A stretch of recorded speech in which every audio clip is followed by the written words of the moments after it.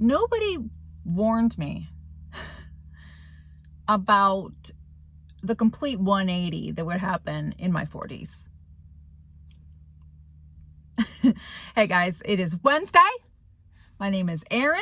I'm on my lunch break. I'm 45. I'm married. I live in Southwest Florida, and I need to talk to you about some crazy stuff. But I want to talk to you mostly about things that I have recently started doing to feel better in my 40s. I've completely changed things that have made the biggest difference in my life, and I want to tell you about it because I'm really excited about it. So the thing that let me give you some background story. Let me give you a little background. I don't have good digestion or good gut health. In fact, a couple of years ago, I ended up in the hospital with inflammatory colitis. Basically, everything from my stomach down was inflamed and hardened. So it was like that. And we never found out why, but I've had health issues. I've inherited genetically all of my dietary issues and stomach issues from my father. Isn't that so nice of him? But they never really bothered me too much until I got into my 40s. I could kind of take a Tums or something and just go on with my life. And it really became so much more than that in the past couple of years. So I, in the past few weeks, have completely revamped my entire diet, and it has made the craziest difference. I gotta roll down my window, it's a little stuffy. The biggest difference ever. It's made the biggest difference. So I wanted to kind of talk to you about that. I don't drink any alcohol. That has been going on for a couple of years. Not necessarily out of choice at the beginning, because it's more out of necessity. It doesn't matter what it is. It doesn't matter what it is. Wine, liquor, vodka, whiskey, anything. I immediately get cramps. As soon as that liquid hits my stomach, I'm cramping up big time. And I'm just uncomfortable. I'm bloated. I'm inflamed and everything. So it got to the point where I was like, this isn't worth it anymore. And a couple of years ago, I just completely quit all alcohol. And so that's made a big difference in that area. Another thing I did, this has been a couple of weeks, is I quit coffee.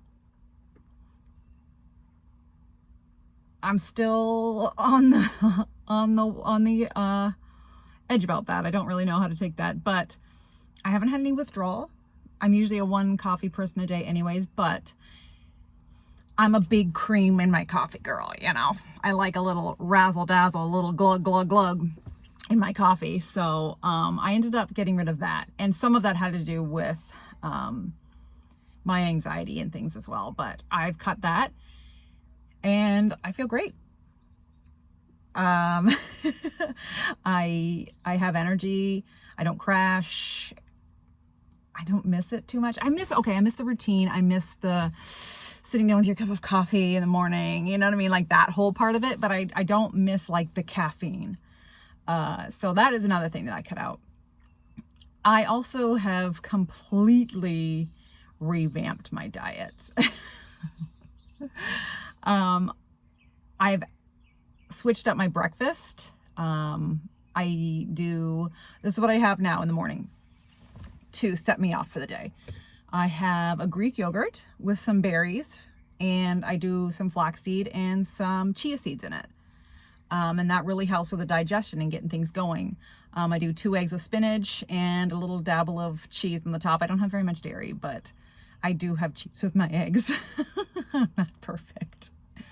But I just focus on proteins. I focus on clean food. I focus on getting the nutrients and getting elements in there that really can help with my digestion and keeping my inflammation down. Lunch, very clean, chicken, rice, broccoli. It's right here. I have it with me. And that's what I do. And dinners are usually some kind of protein and a vegetable and a carb. That's just what I've been doing. And I have noticed the biggest difference. the biggest difference.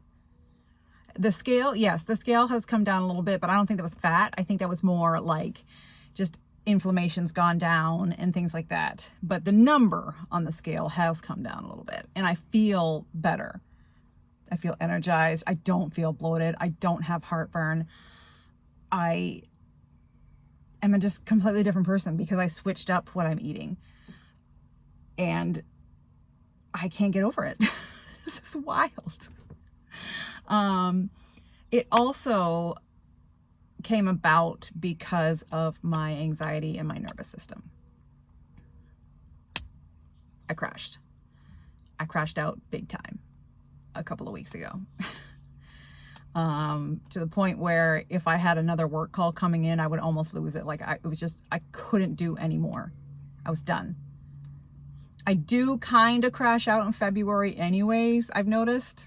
So you gotta listen to your body. You gotta listen to yourself. That's another habit that I picked up in my 40s, that I've been like really tuning in to myself. But I've noticed that in February I kind of crash.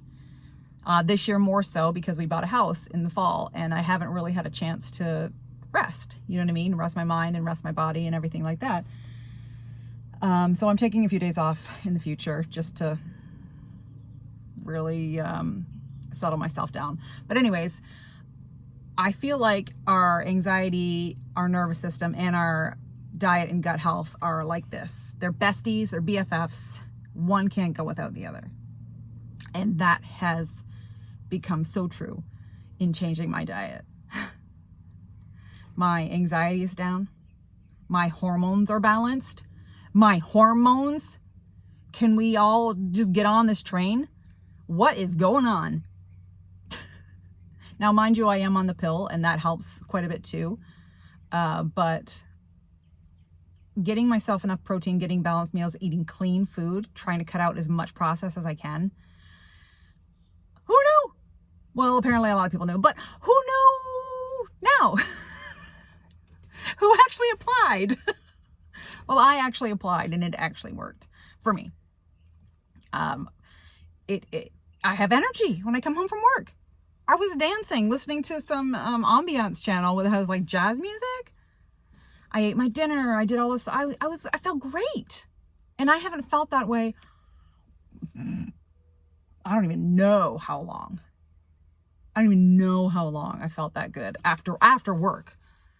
You know, usually I come home and I'm just like, there are days where it was hard to make a sentence because I was just so fried. But I can't believe how much better I feel. It is wild. Wild. So this is a journey. I'm just getting started. I'm still feeling bits and pieces and where they fit in. I am much more in tune now that I have a baseline of my nervous system and my diet, what things I can add or what things I have to remove. I did find out I have to take out apples, at least for the time being. I don't know if it's the acidity or if I just try different varieties, but that was one thing. I ate an apple as a snack the other day and I was like, ooh, yeah, it was like immediate gas, immediate bloating. So it's been easier to pinpoint items that weren't agreeing with me now that I have that baseline, like I said before. My next step in my journey is to really figuring out other things to help calm my nervous system. I do try and meditate. I do one where I actively work on clearing my head and having moments of quiet, and acknowledging when thoughts invade, because women are like, we're just like bowls of spaghetti. We're just constantly doing something. We're just all connected and weave together. And so it's a time where I can actively focus on not having anything going through my head and just have a quiet moment. Sometimes the only one in the entire day is that moment of quiet. And so I've been doing that for quite a while, actually. For about a year, I've been doing that. I got a little off of it just when I burnt out because I was sleeping in till the very last minute because I was done. But that is something that helps me a lot. I really want to get into yoga. I sit in a truck a lot of the day. I get out and in and do things, but I'm noticing my hips are really tight and my circulation's not that good, even with the movement that I do regularly. So I really want to get into some yoga as well. And my steps, I keep my steps up. I like to walk in the morning. I usually do around 5K a day. That's not crazy. It's not that much. I'd like to increase it because I think being outdoors is very calming. You're getting your vitamin D, you're getting your fresh air. It's just like a reset in itself. So that's something I also try and do. But as of right now, I'm working on the diet part and slowly moving into the balancing my nervous system thing. So that is what I have found. That's my discovery. And I wanted to share it with you guys because it has helped me so much. And I wanted to help some of you guys as well because it's a roller coaster, bro. It is wild. Like no one, you hear about maybe hot flashes or like mood swings and stuff. And you're like, oh yeah. There is so much more. There is so much more that goes along with this. And so trying to guide your way and make your way through this with your machete is difficult. And so, you know, that's what my little pocket is for. My little internet pocket is to let people know that they're not alone, that there are struggles, and that we can help and support each other as well through these times. They shouldn't be stressful.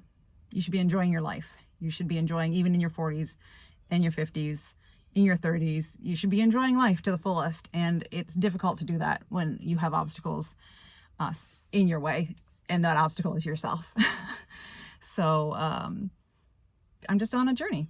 I'm on a GPS journey to guide my way through my health, my mental health, and my life in my 40s. So hopefully you guys like this. Hopefully you got a little something out of it. Maybe you got some ideas. I kind of rambled. I kind of pinged all over the place because that's how my brain works. But, you know, if you something you're struggling with, put it in the comments. Or if there's something that you found that helped, put it in the comments. I want to hear from you. I want to do this together, you know, have a little support team. So tune in next time, and I'll see you.